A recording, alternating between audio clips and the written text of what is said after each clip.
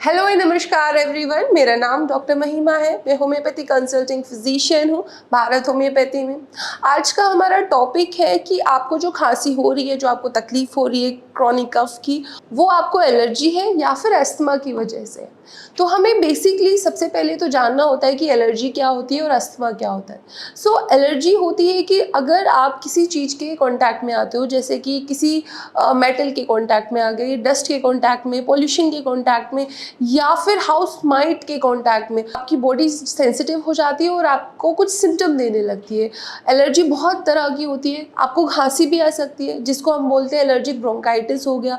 आपको स्किन पे भी रिएक्शन आ सकता है, जैसे कि एलर्जिक डर्मेटाइटिस हो गया। कुछ लोग साबुन से एलर्जिक होते हैं, किसी भी कपड़े धुलने वाली साबुन या फिर बर्तन धुलने वाली साबुन से एलर्जिक होते हैं, तो उसको बोला जाता है एलर्जिक डर्मेटाइटिस है। तो एलर्जी इज समथिंग जो कि आपकी बॉडी रिएक्टिव हो जाती है जब आप उस पर्टिकुलर सब्सटेंस के कांटेक्ट में आते हो। Next is asthma. अस्थमा एक ब्रॉड टर्म हो जाती है।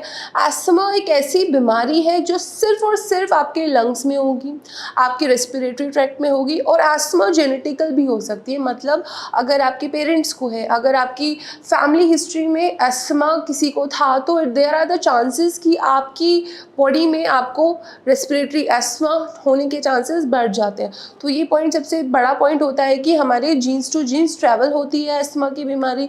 सो अस्थमा भी बोला जाता है वैसे तो एक एलर्जिक बीमारी है, बट अस्थमा में हमें बहुत सारे अदर सिम्टम देखने को मिलते हैं, जैसे कि हमें व्हीजिंग साउंड आती है, हमारे फेफड़ों से हमें आवाज़ आने लगती है। वो आवाज़ क्यों आती है? क्योंकि आपके जो पैसेजेस है, एयर पैसेजेस है, वो नैरो हो जाते हैं। अब वो नैरो होने की वजह से वहाँ पे जो एयर सर्कुलेशन है वो अच्छे से नहीं हो पा रहा, और वहाँ पे गड़गड़ की और या फिर व्हीजिंग साउंड आपको देखने को या सुनाई पड़ती है। सो ये हुआ व्हीजिंग साउंड। सेकेंड, आपको कभी कभी ऐसा भी लगता है कि दम घुट रहा है, क्योंकि दमे की बीमारी बोली जाती है, तो दम घुटने जैसा सफोकेशन भी आपको महसूस होता है, क्योंकि ऑक्सीजन अच्छे से नहीं उसका आदान प्रदान हो पा रहा है। नेक्स्ट इज कि जो अस्थमा होता है उसमें खांसी, आपको सूखी खांसी भी हो सकती है, बलगम भी आ सकता है। तो अस्थमा एक रेस्पिरेटरी ट्रैक्ट तक लिमिटेड रहता है, और जो एलर्जी होती है वो एक पर्टिकुलर एलर्जन के कांटेक्ट में आने की वजह से जब आपकी बॉडी रिएक्शन देती है आपको, तब होती है। तो सिंपल सी बात है, एलर्जी और अस्थमा आप तक ये मैसेज पहुंचाने की है कि आप समझ जाइए, जब आप कोई भी एलर्जिक टेस्ट कराते हैं और आप उस पर्टिकुलर चीज़ से एलर्जिक है, तो उसके कांटेक्ट में आपको नहीं आना होता है, तो उससे आप अपने एलर्जी को थोड़ा रिड्यूस कर पाते हैं।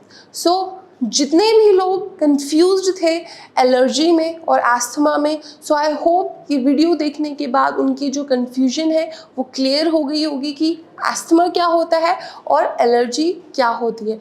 फिर भी अगर आपको कोई क्वेरी है या फिर भी कोई डाउट आपका रह गया हो, कोई पर्टिकुलर एलर्जन आपको ऐसा लगता हो कि मुझे इस खाने से एलर्जी है, या फिर इस कपड़े से, या फिर इस सब्सटेंस से, मेटल से एलर्जी है, तो आप हमें कमेंट सेक्शन में कमेंट करके पूछ सकते हैं।